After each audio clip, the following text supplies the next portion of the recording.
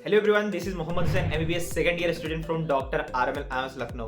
तो आज हम लोग इस वीडियो में बात करेंगे कि ये जो थोड़े से दिन बचे हैं ना आपके, इसमें रिवाइज कैसे करें चीज़ें, क्योंकि बहुत सी चीज़ें कंपाइल हो चुकी हैं, पूरा इकट्ठा हो गया है और बच्चे रिवाइज नहीं कर पा रहे। बहुत से बच्चे मुझे ऐसे मैसेज करें कि भैया मेरा सिलेबस ही अभी कंप्लीट नहीं हुआ, तो मैं क्या करूँ, रिवीजन करूँ या सिलेबस कंप्लीट करूँ।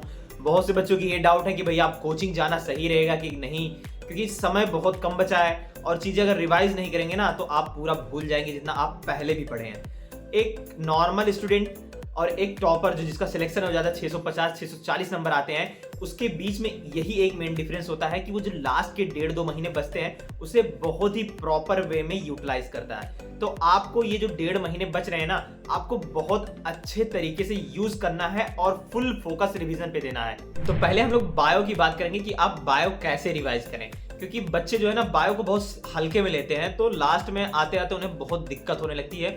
आपका बायो में 360 नंबर है और आपका मेन सब्जेक्ट यही है, तो अगर आप उसमें 340 नंबर ले आएंगे, अगर आपका 280 300 नंबर इन दोनों सब्जेक्ट में आ गया तो आपको बहुत अच्छा गवर्नमेंट कॉलेज मिल जाएगा। तो बायो को मैं कहूंगा कि आपको साथ में डेली रिवाइज करते हुए चलना है, नहीं तो फिर लास्ट में बहुत दिक्कत दे देगा। अब मेन बात आती है कैसे करें बायोलॉजी का रिवीजन। तो देखो, मैं इसमें कहूंगा कि आप रिकॉलिंग वाला मेथड यूज करें।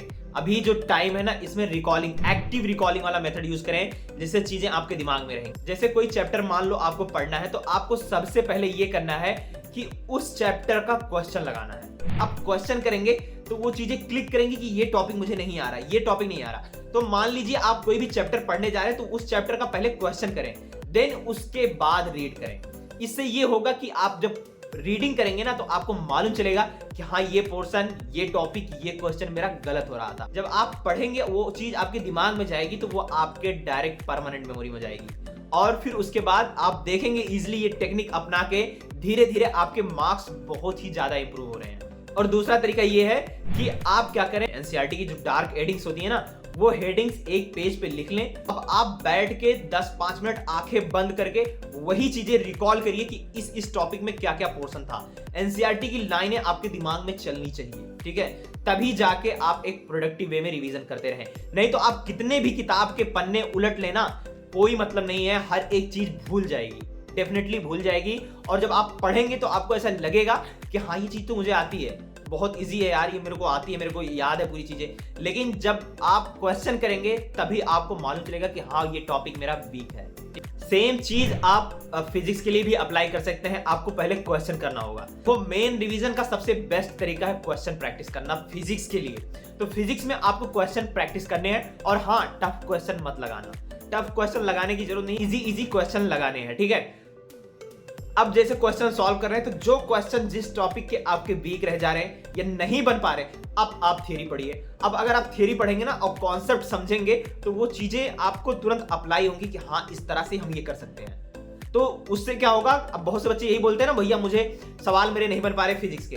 तो फिजिक्स के सवाल नहीं बन पा रहे, ये भी एक कारण है कि आप बढ़िया से प्रैक्टिस नहीं कर पा रहे हैं, उसका रिवीजन नहीं कर पा रहे हैं। तो आप जब क्वेश्चन लगाएंगे, क्वेश्चन लगाने के बाद थ्योरी पढ़ेंगे, तो चीजें आपके दिमाग में परमानेंटली स्टोर होने लगेंगी और आपको लंबे समय तक चीजें याद रहेंगी।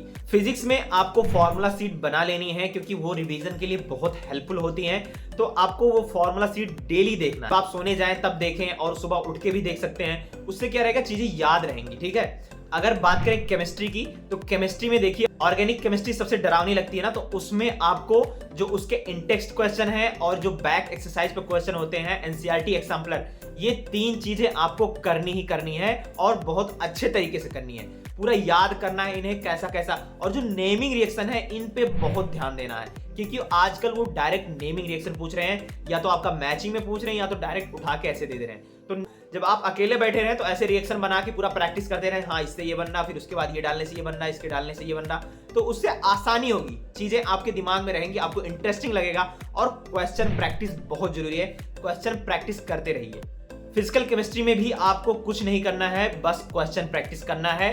फॉर्मूला सीट बना लो इसके, या थियरी जो आप भी नोट्स पहले बनाए हो वो नोट्स रिवाइज करो, और जो इसके क्वेश्चन है, मेन होते हैं क्वेश्चन, क्योंकि एप्लीकेशन आपका बहुत जरूरी है, तो क्वेश्चन आपको लगाने ही पड़ेंगे। और फॉर्मूला सीट या आपका जो थियरी वाला नोट्स है उसे एक प्रॉपर वे में रिवाइज करते रहें, ताकि वो चीजें आपके दिमाग से ना निकलें, ठीक है। तो बार बार रिवीजन करना बहुत जरूरी है ये 1.5 महीने में। अब बात आती है इनऑर्गेनिक केमिस्ट्री की। इनऑर्गेनिक आपको बायो की तरह रटना है, उसमें भी वो पॉइंट हाईलाइट करनी है जो प्रीवियस ईयर में आया है। और मैं बताया हूं कि जो बायोलॉजिकल इंपॉर्टेंस होते हैं ना, वो बहुत ही इंपॉर्टेंस होते हैं जो भी चैप्टर्स में दिए होते हैं, तो इन्हें जरूर रट लें। और हाँ, जो आपके बैक एक्सरसाइज पे दिए रहते हैं ना, ऑब्जेक्टिव रहते हैं 4-5 या उसके शॉर्ट क्वेश्चन रहते हैं, तो उन्हें जरूर कर लें, क्योंकि वो डायरेक्ट उठा के ऐसे पूछ लेता है। तो अगर आप करे रहेंगे तो आपके लिए आसानी रहेगी, और अगर 4-5 क्वेश्चन ऐसे मिल गए एग्जाम में तो आपका कॉन्फिडेंस डबल हो जाएगा। ठीक है, आप पॉजिटिव रहने के लिए एक काम करो, अपने आप को रिवार्ड दो। और रिवार्ड किस फॉर्म में दो कि आप एक पेपर पे लिख लिया करो कि मैंने ये चैप्टर खत्म कर दिए, तो उस पर टिक करेंगे ना, तो आपको बहुत अच्छा महसूस होगा कि मैंने आज 4 चैप्टर 5 चैप्टर खत्म कर दिए। तो ये एक आपके दिमाग में एक रिवार्ड सेंटर एक्टिवेट करेगा, जिससे आपको बहुत अच्छा लगेगा और आपको हार्ड वर्क करने में मजा आएगा कि मैंने इतने चैप्टर तो कंप्लीट कर लिए, मेरे ये चैप्टर 2 बार हो गए, 3 बार हो गए। तो इससे आपको पढ़ने में भी इंटरेस्टिंग लगेगा और आपके चीजें याद भी रहेंगी। ठीक है, तुम लोग सिलेक्ट हो जाओ, बस मेरी यही दुआ है। All the very best.